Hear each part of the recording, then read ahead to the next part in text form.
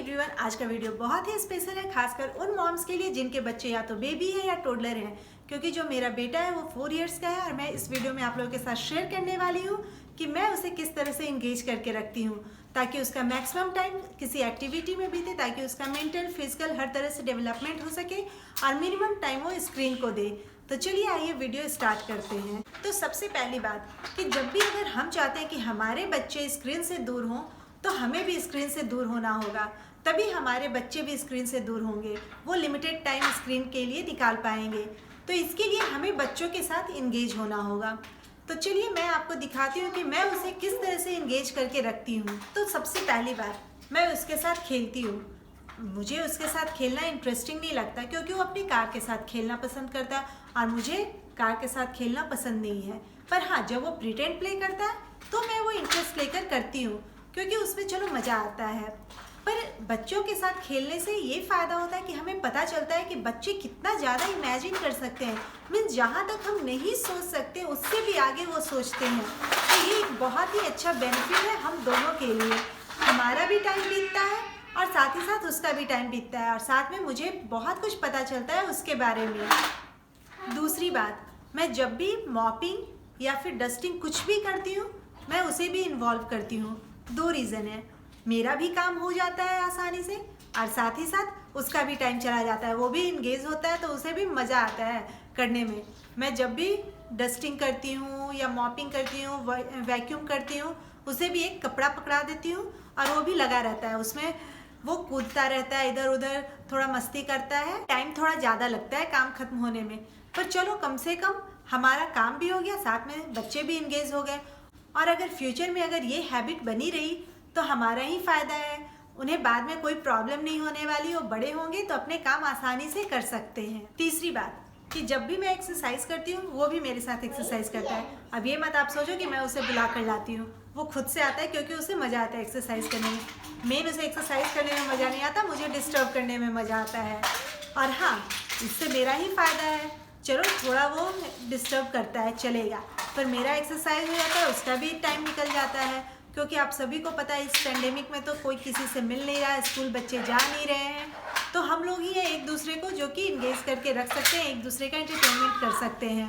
तो ऐसा नहीं है कि सिर्फ एक्सरसाइज में, कभी हमारा मन होता है हम डांस करते हैं साथ में, हम दोनों में से किसी को डांस नहीं आता पर चलो म्यूज़िक बजाते हैं और हम लोग मस्ती करते हैं, या फिर ऐसे ही कभी राइम्स गाते हैं। तो इस तरह से भी हम बच्चों को इंगेज कर सकते हैं। चौथा तरीका जो मैं अपनाती हूँ उसे इंगेज करने के लिए वो है ड्राइंग और पेंटिंग।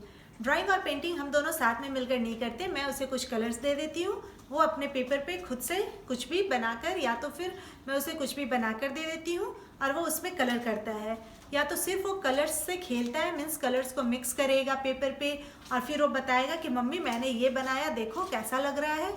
और मैं अपना पेंटिंग अलग करती हूँ जो कि मेरा एक हॉबी है पेंटिंग करना। और इस लॉकडाउन में मैंने भी बहुत सारे पेंटिंग्स कंप्लीट किए और वो इसी वजह से, क्योंकि मैं उसे कलर्स दे देती हूँ, वो अपना करता है और मैं अपना करती हूँ और हम दोनों इसमें अच्छे से मज़े से इंजॉय करते हुए पेंटिंग करते हैं, जिससे मेरा तो हॉबी पूरा हो ही रहा है, साथ ही साथ उसकी जो इमेजिनेशन है वो भी डेवलप कर रही है। इससे मुझे पता चलता है कि बच्चे कितना ज़्यादा इमेजिन कर सकते हैं। 5वां तरीका जो है उसे इंगेज करने का वो है उसे पढ़ाने का।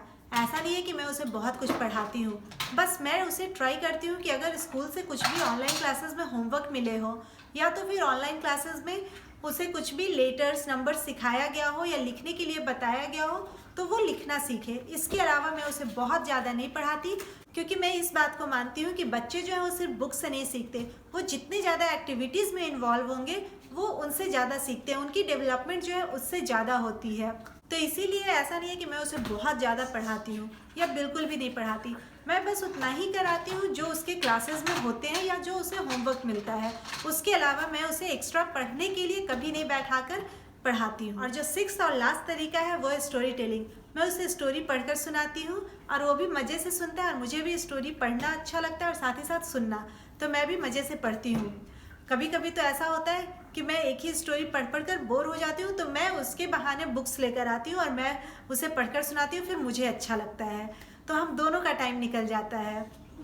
और कभी कभी तो ऐसा होता है कि मैं उसे इमेजिनेशन से कुछ भी इमेजिन करके स्टोरीज सुनाती हूँ अपने रेगुलर एक्टिविटीज़ से रिलेटेड और वो मज़े से सुनता है और वो भी कभी कभी कुछ कुछ स्टोरीज बनाकर सुनाता है, जिससे मुझे ही पता चलता है कि मैं भी कितना ज़्यादा इमेजिन कर सकती हूँ।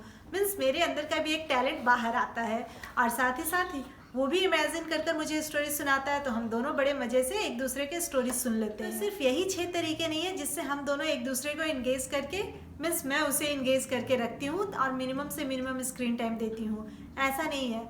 बल्कि इसके अलावा भी बहुत कुछ है जो हम करते हैं, पर हाँ, यहाँ पे मैं आप लोगों के साथ सिर्फ ये 6 तरीके शेयर की हूँ, जो कि हो सकता है बहुत सारे मॉम्स यहाँ पे होंगी जो कि ये वीडियो देखेंगी, उनके लिए हेल्पफुल हो सकता है।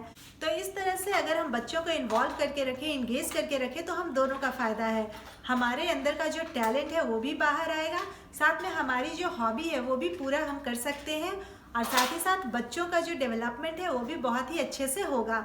तो अपने बेटे को इंगेज करके रखने का मेरा मेन 2 पर्पस होता है। पहला कि उसे मिनिमम से मिनिमम स्क्रीन टाइम मिले, और दूसरा कि हम दोनों के पास बहुत सारे मेमोरीज कलेक्ट हो, ताकि हम फ्यूचर में एक दूसरे के साथ शेयर कर सकें। और जब वो बड़ा हो जाएगा और जब वो पेरेंट बनेगा तो वो अपने बच्चे को सुनाएगा और मैं अपने ग्रैंड चिल्ड्रन को सुनाऊंगी। तो ये मेरा 2 मेन पर्पस होता है उसे इंगेज करके रखने का, और हम दोनों का टाइम बीत जाता है, क्योंकि हमारे पास तो बहुत सारे मेमोरीज हैं, हमारे अंकल आंटी मीन्स पूरी फैमिली की मेमोरीज, पर हमारे बच्चों के पास जो कि हमारे साथ सिर्फ अपने पेरेंट्स के साथ रह रहे हैं और कभी कभी अपने बाकी फैमिली मेम्बर्स से मिलते हैं, उनके पास मेमोरीज बहुत कम होंगे बाद में फ्यूचर में सुनाने के लिए। तो हम पेरेंट्स ही हैं जो उनके साथ मेमोरीज कलेक्ट कर सकते हैं और बाद में शेयर कर सकते हैं। तो अगर आपको ये वीडियो पसंद आई हो तो इसे लाइक करें, चैनल को सब्सक्राइब करें, फ्रेंड्स एंड फैमिली के साथ शेयर करें। Thank you for watching.